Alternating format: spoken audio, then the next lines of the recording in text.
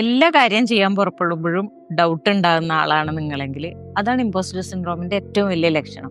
നിങ്ങളൊരു പുതിയ business start ചെയ്യാണ്, അല്ലെങ്കിൽ നിങ്ങളൊരു നിങ്ങളുടെ ഒരു ഡ്രീം ചേസ് ചെയ്യാൻ പോവാണ്. നിങ്ങളുടെ കംഫർട്ട് സോൺ ബ്രേക്ക് ചെയ്യുന്ന എന്തെങ്കിലും ഒരു കാര്യം ചെയ്യാൻ വരുമ്പോഴത്തേനും നിങ്ങൾക്ക് ഡൗട്ട് തലയിൽ വരും. നീ ഇത് കണ്ടറിഞ്ഞിട്ട് തന്നെയാണ് ഇറങ്ങുന്നത്, നിന്നെ കൊണ്ട് ഇത് ഫിനിഷ് ചെയ്യാൻ പറ്റുമോ, ഈ ഡൗട്ട് വരും.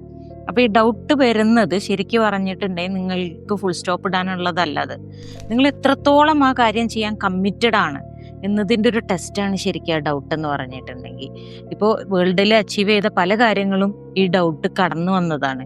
കാരണം റൈറ്റ് ബ്രദേഴ്സ് അവർ ഫ്ലൈ ചെയ്യുന്നതിനെ കുറിച്ചിട്ട് അവരുടെ ഡൗട്ട് തടയാൻ സമ്മതിച്ചിട്ടില്ല. മലാലയുടെ ഡൗട്ട് അവരുടെ എഡ്യൂക്കേഷന് വേണ്ടിയുള്ള ഫൈറ്റ് തടഞ്ഞിട്ടില്ല. അപ്പോൾ നിങ്ങളും നിങ്ങളുടെ സ്വപ്നങ്ങളെ ചേസ് ചെയ്തിട്ടുള്ള യാത്രയിൽ ഡൗട്ട് വരുമ്പോൾ അതിനെ എന്താക്കി കാണരുത്, റെഡ് ലൈറ്റ് ആയിട്ട് കാണരുത്, അതിനെ യെല്ലോ ലൈറ്റ് ആയിട്ട് കാണാം. എന്നിട്ട് അവിടെ ഒന്ന് പോസ് ചെയ്യുക ഡൗട്ട് വരുമ്പോൾ, എന്നിട്ടൊന്ന് റിഫ്ലക്റ്റ് ചെയ്ത് നോക്കുക. എന്നിട്ട് ഒന്നും കൂടി വിശകലനം ചെയ്താൽ കുറച്ചുകൂടി ഡിറ്റർമിനേഷനോട് കൂടിയിട്ട് നിങ്ങൾക്ക് മുന്നോട്ട് വരാൻ പറ്റും. അപ്പോൾ ശരിക്കും പറഞ്ഞാൽ ഡൗട്ട് എന്ന് പറയുന്നത് എന്തല്ല, ഒരു എനിമി അല്ല. അതെന്താണ്, ഒരു കൺവിക്ഷന്, നിങ്ങൾക്ക് എത്രത്തോളം നിങ്ങൾ കൺവിക്റ്റഡ് ആണ് എന്നുള്ളതിൻ്റെ ഒരു ടെസ്റ്റ് മാത്രമാണ്.